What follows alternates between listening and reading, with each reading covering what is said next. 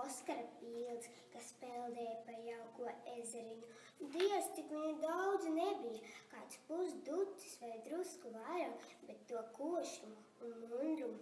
Barņu preļgulā airējās raibumbraibā pīļu māte, gudra un skaista, ne kādiem vārdiem izsacīt. Viņai blakus lepni izslējies peldēja zaļgalvas. Pīļu tēvs, viņš nekādi nevarēja noslēpt mīļumu un lepnumu par savu daļo un gudro sievu. Vecākiem nopakaļ viegli slīdēja viņu pēcteči, visnotaļ labi audzināti pīļu bērni, 2 māsas un tikpat daudz brāļu. Krietnu gabaliņu sānas peldēja vēl vienu pīli. Viņai bija maz drusciņi garāks kakls nekā citām, un viņa šad tad pacēla vienu vai otru spārnu, kā gribētu lidot. Citas pīles sarunājās savā starpā, slavādamas jauko laiku un bagātīgās ganības atgādināšanu. Ūdens ir pīļu ganības, taču Garkakle, kā likās, runāja pati ar sevi.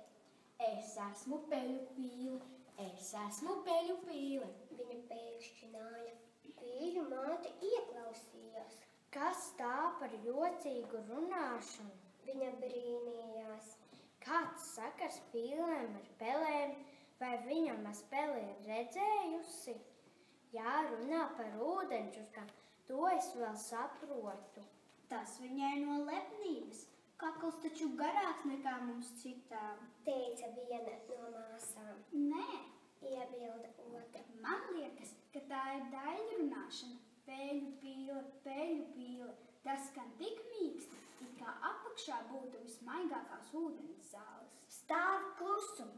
Pīļu māte rājās. Nekāda daļrunāšana nav vajadzīga. Kad mums ir ko ēst, tad mēs jauki murmuļojam, bet kad nav ko ēst, tad vajag brēt. Pīlei pats galvenais ir skaļa rīkla. Jā, pēk! Jaunās pīles pievienojās. Es esmu peļu pīle, es esmu peļu pīle. Garkakle nemitējās. Nē, viņai galvā kaut kas sagrozījies. Pīļu māte raizējās. Tā muļķība no viņas jādabū ārā. Vai tu vienreiz beigsi to muldēšanu? Es esmu pilngadīga. Garkakle lepni atbildēja. Man jau 4 mēneši uz muguras. Tu, māt, mani vairs nemāci. Es esmu peļu pīle. Paskaties, kādi mani spārni. Māmuļ, Pīļu mātei pačukstēja viena no meitām. tā spārnu cilāšana viņai no paurknāvju gultņiem. Atceries, māmuļ, te 2 bija nolaidušies, peldot viņus atceļ spārnus uz augšu. Tas viņiem tāds ir. Pīļu māte atmeta bažīgi palūkodamies uz to, kas sevi dēvēja par peļu pīli. Taču mums šitādi niķi nedara. Pīlei jāsaprot, ka viņa nav gulbis. Peldi šurp tu, Garkakle, neklai no viena apkārt, turies pie gara, un lai es vairs nedzirdētu to pēkšķināšanu par pelēm. Garkakle nepagodināja māti ar atbildi. Pagriezusi pret bariņu asti, viņa cēli ierējās ezermalas kalmēs un doņos un izkāpa krastā, kas bija apaudzis ar papardēm, lazdām un dižām priedēm. Pīļu māte to redzot, iemetās ar galvu ūdenī un brītiņu izskatījās pēc grimstoša kuģa ar 2 dzeltenām skrūvēm. Nostājusies atkal peldus, viņa nopirnāja rēbo galvu un gauži pikti izsaucās. Kā tu, vēja grābsle, uzdrošinies mani neklausīt, vai esi jau aizmirsusi, kas jums visām 100 reizes sacīts? Tajā krastā nedrīkst kāju spērt, tas ir lapsu krasts, pīļu nāves krasts. Es esmu pilngadīga, man jau 4 uz muguras. Garkakle atkārtoja, tādēļ eju, kur gribu. Aiz pārmērīgā uztraukuma pīļu mātei iemetās liels karstums galvā. Tādēļ viņa to atkal iegramdēja ūdenī, bet Garkakles māsas un brāļi cits caur citu brēca. Tas nu ir par traku. Izrāvusi galvu no ūdens, pīļu māte uzbruka pīļu tēvam. Vai tu neredzi un nedzirdi, kas notiek? Bet tev nav neviena vārda, ko sacīt. Pavēli taču tev vēja grābslē nākt atpakaļ ūdenī. Pīļu tēvs bija diezgan mazurnīgs un iecietīgs pret bērnu izdarībām. Turklāt viņš bija paradis klausīties sievas gudrijos padomos un rīkojumos, jo viņa arvien teica pirmo un pēdējo vārdu. Taču nu vajadzēja runāt pašam. Tādēļ viņš apspināja knābi ūdenī, lai būtu skaidrāka balss un skaļi sacīja. Pēt, pēt, vai tu bērns dzirdēji, ko māte teica? Nāc tuļņi atpakaļ ezerā, citādi tev klāsies plāni, tevi nories lapsa. Jā, tevi nories lapsa. Piebalsoja māsas un brāļi. Ko jūs tur visas pēkšķināt? Gargakle atmeta. Vai man no lapsas bail? Es par viņu tikai pasmējos. Un patiešām viņa ļoti pilski iesmējās. Viņa dižīga, taču nezināja, ka lapsa turpat lazdās un papardēs paslāpusies skatās un klausās. Izdzirdusi pār galvas lielīgo valodu un apsvērusi, ka brīdis varen izdevīgs, lapsa veikli izmetās no paslēptuves un satvēra pīli aiz kakla. Nīkalbe izbēlēs gribēja iekliekties. Pēku palīgā! Bet kakls bija aizspiests, tādēļ iznāca tikai nevarīgs pē. Pasaule viņas acīs izdzisa. Lapsa vilka upuri uz krūmiem. Kaut arī garkakli nepaspēja izbrēkt pilnu pēku, pārējās pīles izmisuma saucienu tomēr skaidri sadzirdēju. Kā viesuļa mestas, viņas saspiedās ciešā murskulī, izslēja knābjus un sagrieza galvas iešķīvi, lai labāk varētu redzēt, kas notiek.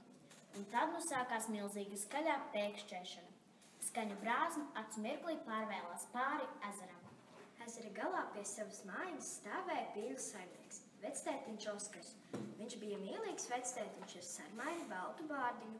Bez pielēm viņam piederēja ruzgans suns Pukats, kas izskatījās tikpat mīlīgs kā viņa īpašnieks, kaut gan reizēm varēja būt gaužam perks.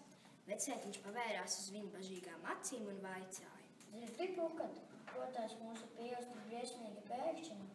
Tas nav nekāds labais troksnis. Pukats saspringa uzmanībā. Viņš noteikti būtu izslēdz gaisā abas lielās noļukušās ausis, bet tās bija nepaklausīgas un tikai mazliet pacēlās. Bet ar to pietika, lai suns uztvertu izmisušo pīļu palīgā saucienus. Vau, vau, vau! Suns atbildēja ar milzīgu satraukumu. Vecētiņš tūliņ atlaida Pukatu no ķēdes. Suns joņoja prom ar tādu steigu, ka viņam vairs nebija laika pateikt kārtīgu. Vau, vau, vau! Teicamais saplūda kopā kā dīvainas taušu pūtienis. Vau, vau, vau! Ar to Pukats darīja zinām, ka viņam pilnīgi skaidrs, kas ezera otrā galā notiek, un ka viņš nemirkli nekavēsies nodibināt kārtību. Viņš aizrādzās gar ezermalu kā rūzgans zibens. Lapsa pamanīja rūzganās briesmas, tādēļ centās jo žiglāk ienes savu laupījumu meža biezumā. Taču gargaklis savas dzīves 4 mēnešos bija krietni augusi, apvēlusies liela un smaga. Viņas kājas un asta vilkās gar zemi, tādēļ lapsa tikai ar pūlēm spēja paticēt. Tavu postu. Viņa gluži izmisusi nodomāja. Tāds varens kumos mutē, bet diez vai dabūšu vēderā. Un nedabūja arī.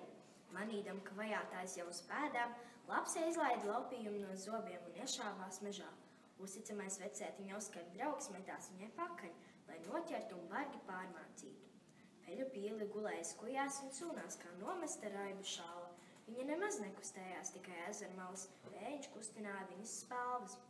Pīlis piesardzīgi iznāca krastmalā un aiz satraukuma staipīja kaklus. Pēk, pēk, pēk! Ko nu tagad darīsim? Beigta, pavisam beigta. Bikli iepēkšķējās viena garkaklas māsa. Pēk, pēk, pēk, beigta.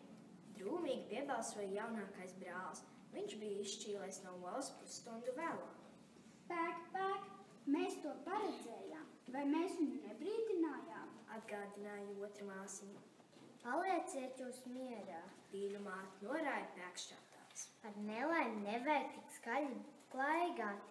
Jāpadomā ar prātu, ko iesaka. Pukats veltīgi izauļojies pa mežu un lapsu nepanācis, griezās atpakaļ. Suns bija sakarsis. Sāna viņam joņaini cilājās. Mēl karājās ārā no mutes. Pierikšojas pie garkaklis, viņš gribēja to pažāvot. Tādēļ pārlaida pār tās galvu savu aso garo mēlu un notika brīnums. Peļu pīle paērējās ar kājām, pakustināja spārnus, paslēja galvu un iebrēcās. Tad uztrūkās augšā un gāza lēdamā šļūca uz ezeru. Piesteigusies pie pīļu bariņa, viņa noslīga uz gozes, noguldīja kakla smiltīs un vārgi izdvesa. Pēk! Nu, tu redzēji, kur tevi noveda iedomība? Pārmeta viena māsa. Tā iet, kad nošķirs no kopības. Rājās otra. Pietiek! Pīļu māte apklusināja runīgās meitas, nopelnīdama pateicības pilnu pīļu tēva skatienu. Viņa mācību ir dabūjusi. Kādēļ pērt to, kas jau nopērts?